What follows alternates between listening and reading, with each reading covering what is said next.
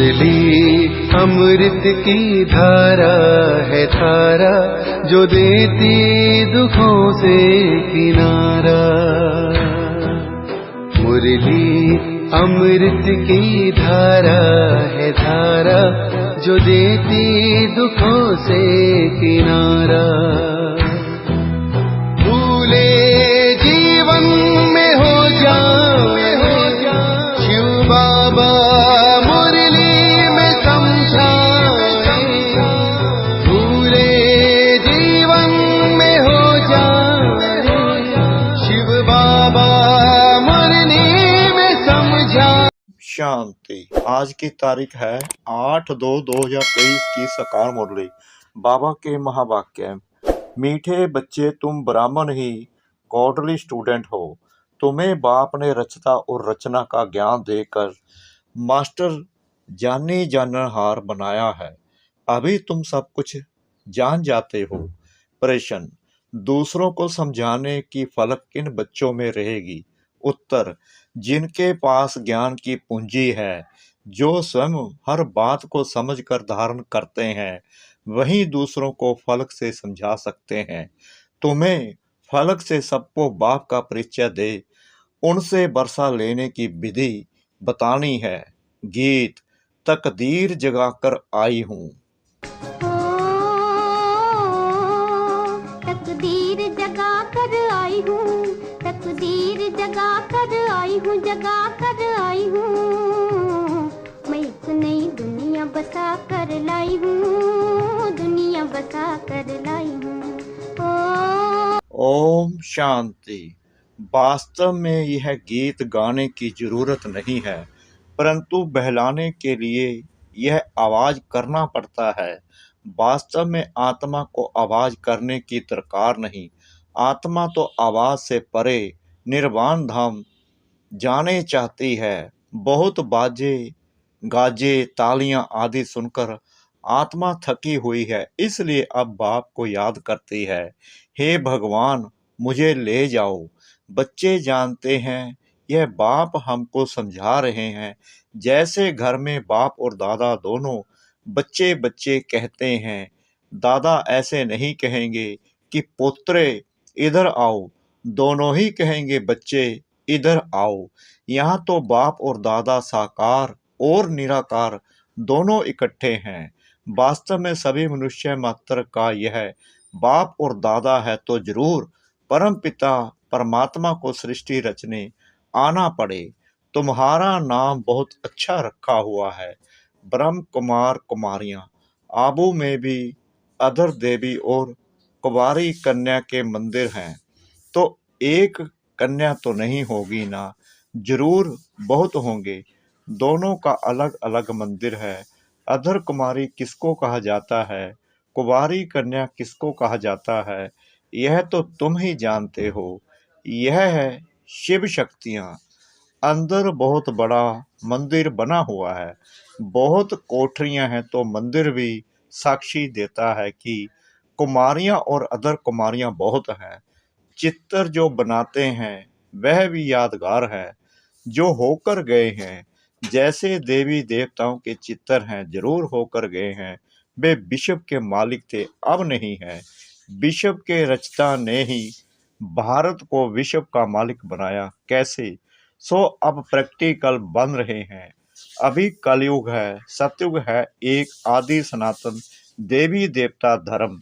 कलयुग में अनेक धर्म और अनेक प्रजा का राज्य है।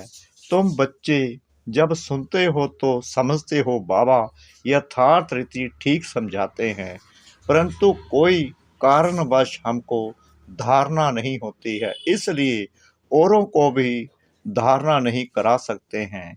कोई ना कोई विघ्न है। हम डल स्टूडेंट हैं, बाकी बाप तो बहुत अच्छी रीति समझाते हैं। अनेक मनुष्य, अनेक धर्म हैं। 5000 वर्ष पहले भारत स्वर्ग था। बहुत थोड़े मनुष्य थे। सिर्फ सूर्यवंशी और चंद्रवंशी वह आत्माएं परम धाम से आई थी अपना पाठ बजाने। बाकी सभी धर्मों की आत्माएं निर्वाण धाम में थी।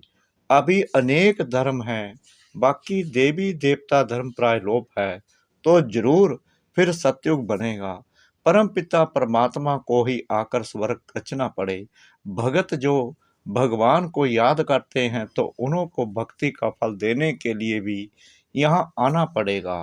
बाकी सबको वापिस मुक्ति धाम ले जाना होता है, और तो कोई वापिस ले जा नहीं सकता। अगर एक भी गुरु गति सदगति का रास्ता जानता होता तो फिर उनके पिछाड़ी लाखों शिष्य भी जाते। उन यात्राओं में तो जाकर फिर लौट आते हैं, परंतु मुक्ति धाम में फिर वापिस आए ही क्यों। एक को रास्ता मिले तो सबको ले जाए। अब एक बाप आया है तो तुम सबको रास्ता मिलता है ना। सभी को दुख की दुनिया से छुड़ाते हैं, इसलिए उनको लिबरेटर कहते हैं। उस निराकार को आने लिए शरीर चाहिए, तो नई दुनिया को रचने लिए प्रजापिता भी चाहिए। रचना यहाँ रचनी है तो ब्रह्मा भी यहाँ का मनुष्य चाहिए। सूक्ष्म वतन से उतर नीचे तो नहीं आएगा।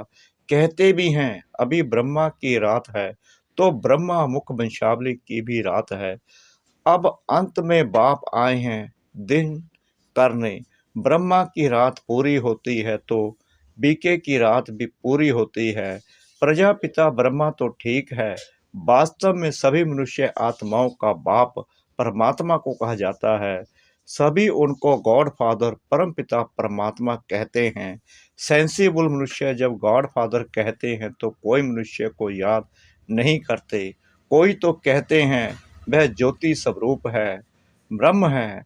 ब्रह्मा विष्णु शंकर को तो ब्रह्म नहीं कहेंगे, तो पहले पहले परिचय देना है अपना कि हम बीके हैं। ब्रह्मा को भी परमपिता परमात्मा रचते हैं, फिर ब्रह्मा मुख से ब्राह्मणों को रचा। प्रजापिता है तो जरूर बहुत संतान होगी। इस रीति सिजरा बढ़ता जाता है। ब्राह्मणों का वर्ण बदल सतयुगी देवता बनते हैं, क्योंकि बाप बैठ ब्राह्मणों को राजयोग सिखलाते हैं। बाप कहते हैं तुम मेरे द्वारा मुझे और मेरी रचना को जानने से सब कुछ जान जाते हो, बाकी कुछ जानने के लिए नहीं रहता। इतना बड़ा इम्तिहान पास कर लेते हो, अर्थात मास्टर जानी जाननहार बन गए। गॉडली स्टूडेंट सिर्फ ब्राह्मण ही होते हैं। देवताएं वैश्य व शूद्र कोई भी गॉडली स्टूडेंट नहीं होते हैं। भगवानुवाच होता ही ब्राह्मणों प्रति है। अगर कृष्ण भगवानुवाच हो तो भी किन्हों प्रति जरूर ब्राह्मण चाहिए, तो प्रजापिता द्वारा ब्राह्मण रचते हैं। रुद्र ज्ञान यज्ञ भी ब्रह्मा ही रचते हैं। कृष्ण ज्ञान यज्ञ तो कभी नहीं कहते।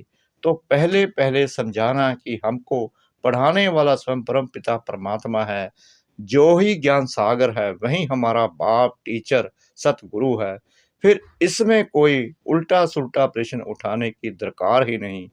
इतने ढेर बीके हैं, कोई एक दो नहीं है। पहले पहले पढ़ाना ही अलफ है। अलफ बिगर मनुष्य कुछ भी नहीं जान सकते। उन्हों को समझाना चाहिए कि परमपिता परमात्मा शिव ब्रह्मा मुख द्वारा ब्राह्मण रच रहे हैं। अकेला ब्रह्मा तो रचता नहीं है। यह पॉइंट्स धारण करने की है। बाबा के पास ज्ञान है तो तुमको डिलीवरी करते हैं। तुम हो ज्ञान गंगाएं, सागर तो एक ही है। यह ब्रह्मा भी ज्ञान कंठ करते हैं, तो यह भी ज्ञान गंगा हुई। ज्ञान कंठ करने वाले को ज्ञान गंगा कहा जाता है। उसमें मेल फीमेल दोनों आ जाते हैं। ज्ञान सागर तो एक ही बाप है। यहाँ देखो पानी के सागर को तो टुकड़ा टुकड़ा कर दिया है। सतयुग में जब एक ही सूर्यवंशी राजाई थी तो सागर के टुकड़े नहीं थे। कहाँ भी जाकर सैर कर आते थे, वहाँ कोई कह ना सके कि मेरी हद में ना आओ अथवा पानी ना लो। यहाँ तो एक दो का पानी ही बंद कर देते हैं। कितने टुकड़े हो गए हैं। अब हम एक ही सचखंड स्वर्ग की स्थापना कर रहे हैं। बाप का भी विचार सागर मंथन होता है, तब तो समझाते हैं। ब्रह्मा भी कहेंगे सभी जीव आत्माएं हमारे बच्चे हैं। आदि देव अथवा आदम सभी का बाप है, ऐसे नहीं। उस समय कोई मनुष्य नहीं थे, फिर आदम ने आदमी पैदा किए नहीं, निराकार बाप को पहले जरूर आदम में आना पड़े, तब तो मुख वंशावली रचे। बाकी ऐसे नहीं, कोई मुख से निकल आए वा नासिका या पवन से पैदा हुए। यह सब हैं भक्ति की बातें। मनुष्य तो कछमछ को भी पूजते रहते हैं। तो पहली पहली बात है कि आत्माओं का बाप कौन है? वह जरूर स्वर्ग रचता होगा। अब तो नरक है। अभी हम स्वर्ग के लिए राजयोग सीख रहे हैं। परम पिता परमात्मा द्वारा, ब्रह्मा भी उन द्वारा पढ़ रहे हैं। परम पिता परमात्मा सभी आत्माओं का बाप है। ब्रह्मा जीव आत्माओं का बाप है। हम उनकी मुख वंशावली ब्रह्म कुमार और ब्रह्म कुमारियां हैं। हमको ज्ञान फिर भी ज्ञान सागर बाप ही देते हैं। हम श्रीमत पर चलते हैं, वह तो नामी ग्रामी है। ब्रह्मा की मत मशहूर है। ऐसे कभी नहीं कहा जाता कि विष्णु भी उतर आए तो भी तुम नहीं मानेंगे। यह ब्रह्मा के लिए ही कहा जाता है। उनको ज्ञान देता है शिव। तुम भी श्रीमत पर चल श्रेष्ठ बनते हो। बाप समझाते हैं कि मैं आकर देवता धर्म की स्थापना करता हूँ। यह जो आर्य समाजी इतनी खिटपिट करते हैं, उनको बोलो तुम देवताओं को तो मानते नहीं हो, उनको खंडन करने वाले हो। हम हैं देवी देवता धर्म के, तुम्हारा धर्म अलग, देवी देवता धर्म अलग है। हरेक को फ्रीडम है, अपने धर्म में कुछ भी करे। मुसलमानों का धर्म अलग है। वह बहुत डिबेट करते हैं कि तुम ऐसे क्यों करते हो। वैसे हमारा धर्म आदि सनातन देवी देवता धर्म है, उसका ही प्रचार करते हैं। तुम इंटरफेयर क्यों करते हो? उनको भी युक्ति से समझाना है। उनसे डिस्कस करने की जरूरत नहीं, उससे वह समझेंगे नहीं। जो भी कोई आए तो बाप का परिचय दो। हम बाप से बरसा ले रहे हैं, तुमको भी लेना हो तो आओ। बाप अमर लोक स्थापन कर रहा है, इसलिए तुमको पावन जरूर बनना पड़े। बाप कहते हैं इस रावण पर जीत जरूर पानी है। हम शक्ति सेना जीत पा रही हैं। हमारा उस्ताद कैसे हमको जीत पाना सिखला रहे हैं। सो आओ तो हम तुमको समझाएं। अगर तुमको जीत पानी है तो तुम ही शक्ति दल में शामिल हो जाओ। बाकी फालतू बातें मत करो। परंतु यह फलक से कह वही सकेंगे जिनके पास ज्ञान की पूंजी होगी। अच्छा, मीठे मीठे सिकला दे बच्चों प्रति मात पिता बाप दादा का याद प्यार और गुड मॉर्निंग। रूहानी बाप की रूहानी बच्चों को नमस्ते। हम रूहानी बच्चों की रूहानी बाप दादा को श्रद्धा भरी प्रेम भरी नमस्ते। शुक्रिया बाबा, शुक्रिया बाबा, शुक्रिया बाबा, इस मीठी मीठी मीठी मुरली के लिए। धारणा के लिए मुख्य सार। नंबर 1, ज्ञान को कंठ कर मास्टर ज्ञान सागर अथवा ज्ञान गंगा बन पतितों को पावन बनाने की सेवा करनी है। नंबर 2, हर एक को बहुत युक्ति से समझाना है। किसी से भी डिस्कस नहीं करनी है। सबको बाप का परिचय देना है। वरदान, प्योरिटी की पर्सनैलिटी और रॉयल्टी द्वारा बाप के समीप आने वाले देही अभिमानी भव। जैसे शरीर की पर्सनैलिटी आत्माओं को देह भान में लाती है, ऐसे प्योरिटी की पर्सनैलिटी देही अभिमानी बनाए बाप के समीप लाती है। प्योरिटी की पर्सनैलिटी आत्माओं को प्योरिटी की तरफ आकर्षित करती है। प्योरिटी की रॉयल्टी धर्मराजपुरी की रॉयल्टी देने से छुड़ा देती है। इसी रॉयल्टी अनुसार भविष्य रॉयल फैमिली में आ सकेंगे। देही अभिमानी बच्चे इस पर्सनैलिटी द्वारा बाप का साक्षात्कार कराने वाले रूहानी दर्पण बन जाते हैं। स्लोगन, हरेक की विशेषता को देखने का चश्मा सदा रहे तो विशेष आत्मा बन जाएंगे।